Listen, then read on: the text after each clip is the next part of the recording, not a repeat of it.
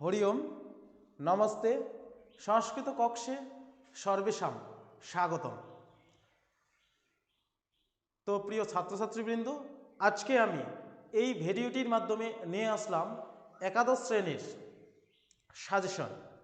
আজকে আমি এই ভিডিওটির মাধ্যমে একাদশ শ্রেণীর ভাই বোনদের জন্য যেই প্রশ্নগুলি নিয়ে এসেছি সেগুলি না দেখলেই নয়, কারণ এবছর এই প্রশ্নগুলি 100% কমন পেতে পারো। তো বেশি কথা না বাড়িয়ে সরাসরি চলে যাওয়া যাক। তো দেখো, প্রথমে দেওয়া আছে গদ্যাংশ। গদ্যাংশ আমার প্রিয় ভাই বোনেরা ভালো করে মনে রাখবে যে গদ্যাংশ থেকে তোমাদের কি কি পড়তে হবে। 1 নম্বর দেখো কি দেওয়া আছে, সাত্রব অপি হিতায় এব বিবদন্ত পরস্পরম। শ্লোকটির তাৎপর্য বিশ্লেষণ করো। এই প্রশ্নটা খুব আসার চান্স আছে। অথবা দিয়ে আছে দেখো, ব্রাহ্মণ চৌর পিশাচ কথা, গল্পের নামকরণের সার্থকতা বিচার করো। এই যে প্রশ্নটা, এই প্রশ্নের এখানে অথবা দেওয়া আছে, মানে দুটি প্রশ্ন। এই দুটি প্রশ্নের উত্তর এমনভাবে তৈরি করতে হবে যাতে একটা উত্তর লিখলেই হয়ে যাবে। আচ্ছা, তারপরে আবারও অথবা আছে, কিভাবে ব্রাহ্মণের প্রাণ ও গরু দুটি রক্ষা পেয়েছিল আলোচনা করো।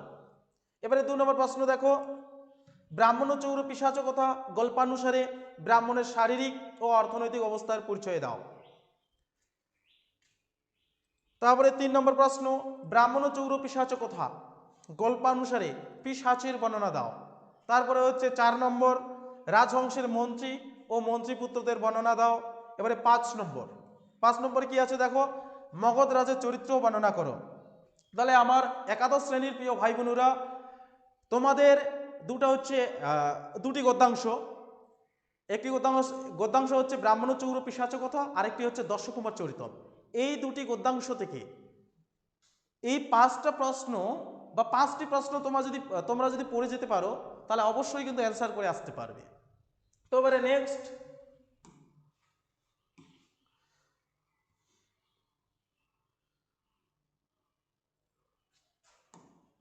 এবারে কি আছে দেখো, পদ্যাংশ। এবারে প্রথমে কি দেওয়া আছে, প্রথম প্রশ্ন, দশাবতার স্তোত্রম, পাঠ্যাংশ অনুসারে 10টি অবতারের আলোচনা করো। কি আছে, দশাবতার স্তোত্রম। এটা হচ্ছে এটা পড়তে হবে 1 নম্বরে। অথবা দিয়ে কি আছে, 10 অবতারের কাহিনী বা 10 অবতারের কাহিনী নিজের ভাষায় লেখো। তারপরে কি দেওয়া আছে, 2 নম্বর প্রশ্ন দেখো, কশ্চিৎ কান্তা বিরহ গুরুনা সাধিকার প্রামাত্যাহ। কি আছে, কশ্চিৎ কান্তা বিরহ গুরুনা সাধিকার প্রামাত্যাহ। শ্লোকাংশের আলোকে যক্ষের বৃত্তান্তটি আলোচনা করো। অথবা দিয়ে প্রশ্ন দেওয়া আছে, মেঘদূতের বিষয়বস্তু আলোচনা করো। 3 নম্বর প্রশ্ন কি দেওয়া আছে দেখো সবাই, প্রত্যাসন্নে নভসি দ্বৈতা জীবিতাম অবলম্বন অর্থী। কি দেওয়া আছে, প্রত্যাসন্নে নভসি দ্বৈতা জীবিতাম অবলম্বন অর্থী। তাৎপর্য ব্যাখ্যা করো। 4 নম্বর কি দেওয়া আছে, মেঘালোকে ভবতি সুখিন অন্যথা বৃত্তি চেত। কি দেওয়া আছে, মেঘালোকে ভবতি সুখিন অন্যথা বৃত্তি চেত। শ্লোকাংশের আলোকে যক্ষের অবস্থাটি বুঝিয়ে দাও। তাহলে আমি পদ্যাংশ থেকে কয়টি প্রশ্ন বললাম, 4টি। এই 4টি পড়ে যেতে পারলে 100% লিখে আসতে পারবে। তো এবারে চলে যাব পরে, নেক্সট কি আছে। এবারে দেখো সবাই, নাটক আছে। এবারে হচ্ছে নাটক। নাটকের নাম কি, ভারত বিবেকম। নাটকের নাম হচ্ছে ভারত বিবেকম। এবারে ভারত বিবেকম থেকে অর্থাৎ নাট্যাংশটি থেকে তোমাদের কি কি পড়ে যেতে হবে। স্ক্রিনে লক্ষ্য করো সবাই। 1 নম্বর প্রশ্ন, এবছরের জন্য মোস্ট ইম্পর্টেন্ট কি আছে, ভারত বিবেকমে উল্লিখিত গানগুলির বিষয়বস্তু আলোচনা করো। 2 নম্বরে আছে, পাঠ্যাংশ অবলম্বনে শ্রী রামকৃষ্ণের মানসিক ব্যাকুলতার বর্ণনা দাও। 3 নম্বরে কি দেওয়া আছে, শ্রী রামকৃষ্ণ ও নরেন্দ্রনাথের কথোপকথন আলোচনা করো। 4 নম্বরে দেওয়া আছে, সুরেন্দ্রনাথকে তার দৃষ্টিতে শ্রী রামকৃষ্ণের চরিত্র বর্ণনা করো। নাটক থেকে অর্থাৎ ভারত বিবেকম নাটকটি থেকে এই 4টি প্রশ্ন পড়ে যেতে পারলে 100% লিখে আসতে পারবে। নেক্সট কি আছে, এবারে সাহিত্যের ইতিহাস। সাহিত্যের ইতিহাস থেকে দেখো, মাত্র 3টি প্রশ্ন দিয়েছি। একাদশ শ্রেণীর ভাই বোনদের উদ্দেশ্যে বলছি, তোমরা খুব ভালো করে পড়ে যাবে। মাত্র 3টি প্রশ্ন সাহিত্যের ইতিহাস থেকে। 1 নম্বর হচ্ছে ভারতীয় সমাজ ও সাহিত্যে মহাভারতের প্রভাব আলোচনা করো। 2 নম্বর হচ্ছে সংস্কৃত সাহিত্যে পঞ্চতন্ত্রের স্থান আলোচনা করো। 3 নম্বরে টিকা লেখো হিতোপদেশ। তাহলে সাহিত্যের ইতিহাস থেকে এই 3টি প্রশ্ন পড়ে গেলেই লিখে আসতে পারবে, 100% বলছি আমি। নেক্সট কি আছে দেখো সবাই, এবারে ভাব সম্প্রসারণ। ভাব সম্প্রসারণ ভালো করে লক্ষ্য করো সবাই। ভাব সম্প্রসারণ 1 নম্বরে দিয়েছি সত্রব হোপি হিতায় এব বিবাদান্তা পরস্পরম। 2 নম্বরে কি দেওয়া আছে কদাচিৎ অয়ম ব্রাহ্মণ গো শব্দেন বুদ্ধত তদা অনর্থক অয়ম মম আরম্ভসেত। 3 নম্বর হচ্ছে জাঞ্চা মঘা বরমধি গুণে নাধমে লব্ধ কামা। 4 নম্বর হচ্ছে প্রীত প্রীতি প্রমুখ বচনং স্বাগতং ব্যজহার। কি বললাম, প্রীত প্রীতি প্রমুখ বচনম স্বাগতম ব্যজহার। 5 নম্বরে ছলয় অশ্রী বিক্রমণে বলিম অদ্ভুত বামনঃ।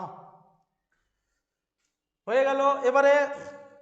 এবারে কি দেওয়া আছে, এবারে হচ্ছে এবারে ভালো করে লক্ষ্য করো, নিম্নলিখিত অনুচ্ছেদটি পরে সংস্কৃত ভাষার নিচের প্রশ্নগুলি উত্তর দাও। সংস্কৃত ভাষার নিচের প্রশ্নগুলি উত্তর দাও। কি আছে, নিম্নলিখিত অনুচ্ছেদটি পরে সংস্কৃত ভাষায় নিচের প্রশ্নগুলি উত্তর দাও। এখানে আমি প্রশ্নগুলো দেইনি, এখানে যে প্রশ্ন সেগুলো দেইনি, শুধু মনে রাখার জন্য কোনটা কোনটা পড়তে হবে বা কোনটা আসার খুব চান্স আছে এটা দেখানোর জন্য শুধু প্রশ্নগুলো দিয়েছি আমি। দেখো ভালো করে, তাহলে দেখো 1 নম্বরে আর অনুচ্ছেদ বলতে বোধ পরীক্ষণ, মানে কয়েকটি লাইন সংস্কৃত ভাষায় দেওয়া থাকবে, আবার নিচে 3 থেকে 4টি প্রশ্ন দেওয়া থাকবে।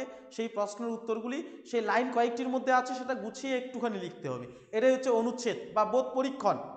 তো এখানে 5 নম্বর থাকে, আমি যেই কয়েকটি দিয়েছি এখানে সেই কয়েকটি থেকে 100% আসবেই। সেই জন্য ভালো করে লক্ষ্য করার কথা বলছি। আমি পুরোটা পড়বো না, শুধু প্রথম লাইনটা পড়ে পড়ে শোনাচ্ছি। অস্তি দাক্ষিণাত্যে বা দাক্ষিণাত্যে, সংস্কৃতে উচ্চারণ হবে দাক্ষিণাত্যে জনপদে মহিলারপ্পম নাম নগরম। এটা সংস্কৃত সাহিত্য বই থেকে খুঁজে নেবে, খুব আসার চান্স আছে। তারপরে 2 নম্বর দিয়েছে আশিত বারানস্যাম কাপুর পট নাম রজক, এটাও দেখে নিবে। তারপরে আরেকটা কথা আমি ভালো করে বলে দিচ্ছি, এটা অনুচ্ছেদ কিন্তু বা বোধ পরীক্ষণ। এখানে 5 থেকে 6টি লাইন দেওয়া থাকবে সংস্কৃত ভাষায়, নিচে 3 থেকে 4টি প্রশ্ন দেওয়া থাকবে। এই 3 থেকে 4টি প্রশ্নের উত্তর ওই 5 বা 6টি লাইনের মধ্যেই আছে, খুঁজে খুঁজে লিখতে হবে। এখানে আমি প্রশ্নগুলো দেইনি, কেউ অযথা খারাপ কমেন্ট করবে না যে এটার প্রশ্নগুলো দেওয়া হয়নি, এটা ভুল দেখানো হচ্ছে, এরকম প্রশ্ন করবে না আমার প্রিয় ভাই বোনেরা। আমি কি বলছি ভালোভাবে সবাই শোনো, আর যেগুলো দেখাই দিচ্ছি এগুলো হচ্ছে ভালো করে পড়ে সংস্কৃত পরীক্ষা দিতে যাবে। তো এবারে দেখো, তারপরে 3 নম্বর কি দেওয়া আছে, নীলন্দু প্রাতঃহম প্রাতঃ চতুর্বাদনে উত্তিষ্ঠতি। এটা একটু ম্যানেজ করবে বা এটা ফলো করে যাবে। তারপরে 4 নম্বরে কি দেওয়া আছে, অস্তি কস্মিংচিৎ সমুদ্র প্রকোষ্ঠে মহান জম্পাদব সদা ফল। এটা ভালো করে দেখে নাও, এটাও একটু ফলো করে যাবে। তারপরে নেক্সট কি আছে দেখে নেই,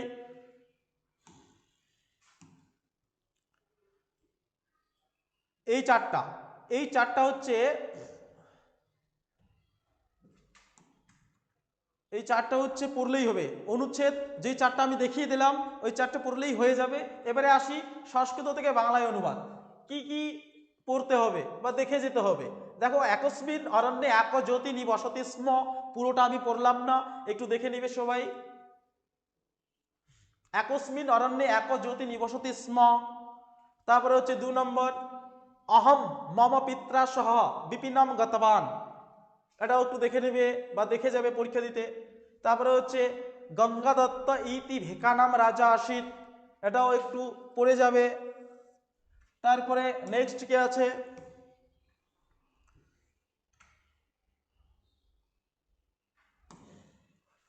এবারে দেখো 4 নম্বরে অহম রাজপথ দীর্ঘ সুপ্ত অজগার ইব অহম পতিত ভবামি, এই যে অনুবাদ এটাও একটু দেখে যাবে।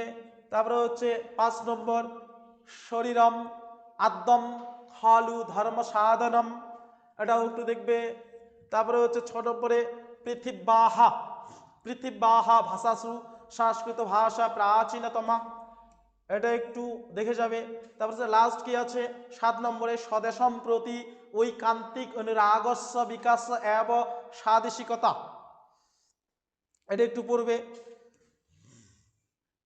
তো এই 60টি যে আছে বা 60টা যে আমি সংস্কৃত থেকে বাংলায় অনুবাদ দেখাইলাম বা দেখিয়ে দিলাম বা দিলাম, এই 60টির মধ্যে আসতে পারে 100%। এই 60টি যদি ফলো করে যাও অবশ্যই লিখতে পারবে। তো একাদশ শ্রেণীর ভাই বোনদের উদ্দেশ্যে আমি বলবো, আমি এই ভিডিওটির মাধ্যমে যেই সাজেশন বা যেই প্রশ্নগুলি দিলাম, তোমরা যদি সঠিকভাবে তৈরি করে প্রশ্নগুলি সঠিকভাবে তৈরি করে বা পড়ে যেতে পারো, তাহলে 100% বট কোশ্চেন যতগুলো থাকে করতে পারবে, এমনকি ভালো রেজাল্ট করতে পারবে। আর একাদশ শ্রেণীর ভাই বোনদের উদ্দেশ্যে আমি বলতে চাই যে যারা দ্য ডিজিটাল এডুকেয়ারের পাশাপাশি বা কাছাকাছি আছো বা কাছাকাছি থেকে দেখছো, অবশ্যই 1 মার্চ মাসের 1 তারিখে অনলাইনে ক্লাস শুরু হতে চলেছে, ক্লাস 12 বা দ্বাদশ শ্রেণীর। তো অবশ্যই যোগাযোগ করবে। তো দেখা হচ্ছে অন্য একটি ভিডিওতে। ততক্ষণ সবাই ভালো থেকো, সুস্থ থাকো। তো ঠিক আছে, নমো নমঃ।